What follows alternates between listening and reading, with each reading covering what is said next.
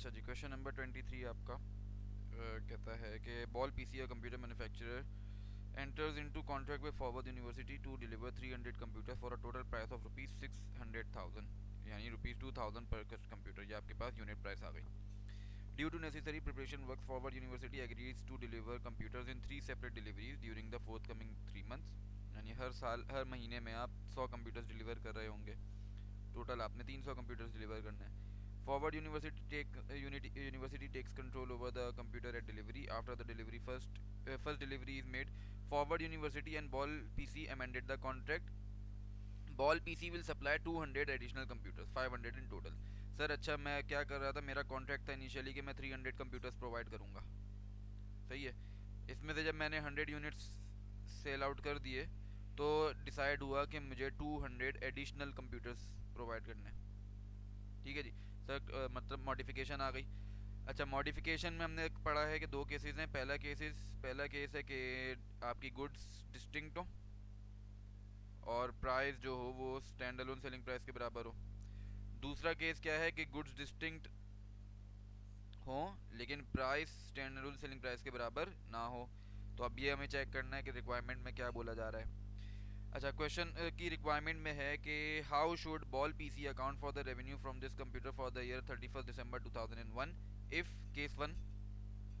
अभी सिर्फ case one को फोकस कर रहे हैं। The price for additional 200 computer was agreed at 388,000 being rupees 1940 पर computer. Ball PC provided a volume discount of 3% for additional delivery, which reflects the normal volume discount provided in similar contracts with other customers.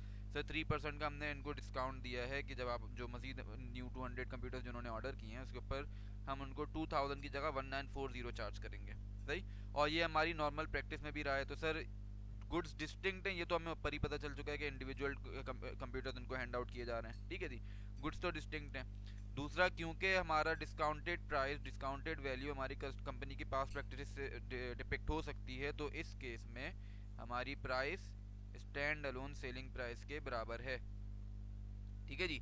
Stand alone price के बराबर है। तो अब हम इसकी treatment किस तरीके से होगी सर, मतलब इसकी ट्रीटमेंट कुछ इस तरीके से करेंगे। केस ए कि पुराना जो कॉन्ट्रैक्ट है आपका वो पुराना कॉन्ट्रैक्ट ट्रीट किया जाएगा और मॉडिफिकेशन के बाद जो एंट्री हुई है एडिशन हुई है कॉन्ट्रैक्ट में, उसको आप as a separate contract treat कर रहे होंगे। तो जो पुराना कॉन्ट्रैक्ट है वो वैसे ही रिकॉर्ड होता रहेगा और जो नया कॉन्ट्रैक्ट मॉडिफाई होने के बाद बना है उसको आप अलग से रिकॉर्डिंग शुरू कर देंगे। ये होती है इनकी ट्रीटमेंट, ठीक है जी। तो एंट्री में अगर पास करना शुरू करूँ, अच्छा केस ए से पहले एक काम तो मुझे पता है कि एक एंट्री दोनों केसेस में बननी है। दूसरा केस हमने पढ़ा नहीं है, लेकिन 100 कंप्यूटर्स तो हम ऑलरेडी सेल आउट कर चुके हैं इनको। तो उन 100 कंप्यूटर्स की तो सेल रिकॉर्ड होनी है। अच्छा, वो कैसे रिकॉर्ड होगी सर, कैश डेबिट या लेट से रिसीवेबल डेबिट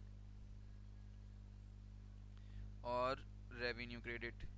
कैसे सर, 100 यूनिट्स थे multiply by 2000 per unit price है, तो 200,000 से ये मेरी पहली एंट्री पास हो जाएगी। अब नेक्स्ट एंट्री में केसेस बनना शुरू हुए कि मॉडिफिकेशन आई, तो उसके बाद हम क्या काम करें। तो सर केस ए के हिसाब से मेरी मॉडिफिकेशन को as a separate contract treat किया जाएगा। तो इसका मतलब अब जब मैं नीचे हमारे पास कहा गया है कि as of 31 December 2001 ball PC delivered 400 computers, 300 as agreed initially and 100 under the contract amendment. तो मतलब हमने 31 दिसंबर 2001 तक टोटल हमने जो 500 डिलीवर करने थे उसमें से 400 डिलीवर कर दिए, ठीक है जी। अच्छा, 100 हमने इनिशियली अपना डिलीवर कर दिए थे, फिर उसके बाद मॉडिफिकेशन आई, मॉडिफिकेशन के बाद हमने मतलब टोटल 300 यूनिट्स मजीद डिलीवर किए, ठीक है जी। तो आफ्टर मॉडिफिकेशन हमने 300 यूनिट्स डिलीवर किए, सही है। इस 300 यूनिट्स में 200 पुराने वाले कॉन्ट्रैक्ट के, सही है, और 100 यूनिट्स आपके न्यू कॉन्ट्रैक्ट के हैं। अच्छा, पुराना वाला जो कॉन्ट्रैक्ट था उसके हिसाब से आप प्राइस जो चार्ज कर रहे थे दैट वाज 2000 रुपीज़, ठीक। और जो न्यू कॉन्ट्रैक्ट है उसके हिसाब से आप प्राइस चार्ज कर रहे हो 1940। तो सर क्या करें, अब अगली एंट्री पास कर लेते हैं। मेरी एंट्री पास होगी कैश या रिसीवेबल डेबिट और रेवेन्यू क्रेडिट, एंट्री तो सेम ही रहनी है, लेकिन फिगर किस तरीके से कैलकुलेट की जाएगी सर? 200 यूनिट्स कैलकुलेट होंगे 2000 रुपीज़ के हिसाब से, प्लस इसी में 100 यूनिट्स कैलकुलेट होंगे 1940 की प्राइस पे। ये चीज़ समझ में आती है सर? अच्छा, मेरी फिगर बन के आएगी 394,000 की। ठीक है जी। अच्छा, ये मेरा केस ए निमट गया। केस बी की अगर मैं बात करूं सर, केस बी के लिए भी ये वाली एंट्री तो सेम रहनी है, इस वाली एंट्री में कोई चेंज नहीं है। ठीक है। केस बी में बोल रहा था price for additional 200 computers was agreed at ₹280,000 being ₹1400 पर कंप्यूटर। सर यहाँ से भी मुझे थोड़ा बहुत अंदाज़ा हो रहा है कि प्राइस में कुछ मसला आ रहा है। क्यों? हमारी 2000 की प्राइस को हम 1400 पे लेके आ चुके हैं। तो यहाँ पे भी थोड़ा बहुत मुझे समझ में आ रहा है that in this case there might be an possibility कि हमारी प्राइस स्टैंड अलोन प्राइस के बराबर ना हो। फिर बोल रहा है ball PC provided a discount of 30% for additional delivery because it hopes for the future cooperation with forward university. Sir हमने ये जो 30% का डिस्काउंट इनको प्रोवाइड किया है, ये सिंपली इनको अपना कस्टमर बनाने के लिए किया है, ये हमारी पास्ट प्रैक्टिसेस में, कंपनी की प्रैक्टिसेस में शामिल नहीं है। तो केस नंबर टू में हमारी price does not reflect the standalone selling price। ये चीज़ समझ में आती है सर? तो अगर मेरी गुड्स डिस्टिंक्ट है लेकिन price stand alone selling price को रिफ्लेक्ट नहीं करती, तो इस केस में क्या किया जाएगा सर? सर IFRS 15 क्या कहता है इस केस में कि आप पुराने कॉन्ट्रैक्ट को एज्यूम करेंगे, वो टर्मिनेट हो चुका है, वो कंप्लीट हो चुका है, और जो न्यू कॉन्ट्रैक्ट, जो मॉडिफिकेशन वो, और प्लस पुराने कॉन्ट्रैक्ट की जो परफॉर्मेंस ऑब्लिगेशन रिमेनिंग थी उसको आप as a new contract treat करेंगे। मतलब remaining obligations of old contract और जो आपका न्यू मॉडिफिकेशन जो आई है, वो मॉडिफाइड जो कॉन्ट्रैक्ट बना है, मॉडिफिकेशन, इन दोनों को आप एक सिंगल कॉन्ट्रैक्ट के तौर पे ट्रीट करेंगे। ये बोलता है आपका IFRS। ठीक है जी। और कैलकुलेशन किस तरीके की होगी कि आप इनकी रिकॉर्डिंग, रेवेन्यू रिकॉर्डिंग एक एवरेज रेट से कर रहे होंगे। एवरेज रेट कैसे निकाला जाएगा सर? ये चीज़ें आपने याद रखनी है। एवरेज रेट आप किस तरीके से निकाल रहे होंगे? The total additional sales after the new in the new contract, the total sales in the new contract over the total units to be sold in the new contract. Sir अगर मैं new contract की total sales check करूं तो कुछ sales इस वाले portion की हैं और कुछ सेल्स इस वाले पोर्शन की हैं। न्यू कॉन्ट्रैक्ट में दो ऑब्लिगेशन है, एक पुराने वाले से आ रही है और एक नए वाले कॉन्ट्रैक्ट की आ रही है।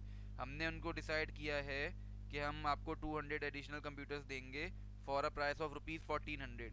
जो न्यू कंप्यूटर्स हैं वो आपको 1400 के हिसाब से दिए जाएंगे, और जो पुराने वाले 300 कंप्यूटर्स थे उनकी प्राइस हो गई टोटल 2000 ही रहनी है। तो इसका मतलब जो अब मुझे न्यू रेवेन्यू टोटल जनरेट होना है वो कितना होना है? रिमेनिंग ऑब्लिगेशन मेरी पुराने कॉन्ट्रैक्ट की बाकी है 200 यूनिट्स की। 300 में से 100 यूनिट्स मैं ऑलरेडी इनको पहले डिलीवर कर चुका हूँ। कहाँ गए? After the delivery of first delivery made of 100 computers. ठीक है जी। तो मैं अब मेरी पुरानी ऑब्लिगेशन में सिर्फ और सिर्फ 200 कंप्यूटर्स बाकी बचे। इनको 2000 पर यूनिट के प्राइस से बेचा जा रहा होगा। ठीक है जी। प्लस जो न्यू मॉडिफिकेशन के बाद अब मेरे पास आएगा, मॉडिफिकेशन के बाद जो मेरे पास कॉन्ट्रैक्ट आएगा वो किस तरीके का होगा? मैं उनको 200 यूनिट्स प्रोवाइड करूंगा मल्टीप्लाइड बाय, मैंने जो रेट डिसाइड किया फॉर द मॉडिफिकेशन 1400 का। ठीक सर, इससे मेरा new contract, new revenue find हो जाएगा। न्यू कॉन्ट्रैक्ट फाइंड हो जाने का मतलब जो रेवेन्यू मेरी मॉडिफिकेशन के बाद जनरेट होना है from the previous obligation and the new obligations. ठीक है जी। इसको डिवाइड किससे करेंगे? Total number of units to be sold. Total number of units कितने? 200 पुराने ऑब्लिगेशन वाले, 200 न्यू ऑब्लिगेशन वाले। तो यहाँ से आपके पास एक एवरेज रेट निकल के आएगा 1200 का। अच्छा, अब इस एवरेज रेट का क्या करना है सर? अब आप फर्दर जितने भी यूनिट्स उनको प्रोवाइड करते जाएंगे उनको आपने 1200 की प्राइस पे रेवेन्यू में कन्वर्ट करना है। मतलब अगर मैंने साल के आखिर तक उनको 400 कंप्यूटर इन टोटल डिलीवर किए, 100 मैं ऑलरेडी डिलीवर कर चुका हूँ, तो मतलब मॉडिफिकेशन के बाद मैंने उनको 300 यूनिट्स प्रोवाइड किए होंगे। तो 300 मल्टीप्लाइड बाय 1200, ठीक है जी। ये मेरे पास बनता है 360,000। और डेबिट में मेरे पास आ जाएगा कैश, और या फिर रिसीवेबल, क्योंकि इन्फॉर्मेशन नहीं दी हुई, क्रेडिट 360,000। ठीक है जी। उम्मीद है सर ये सवाल आपको समझ में आया होगा, मॉडिफिकेशन के ऊपर था सवाल। अगला सवाल देखते हैं।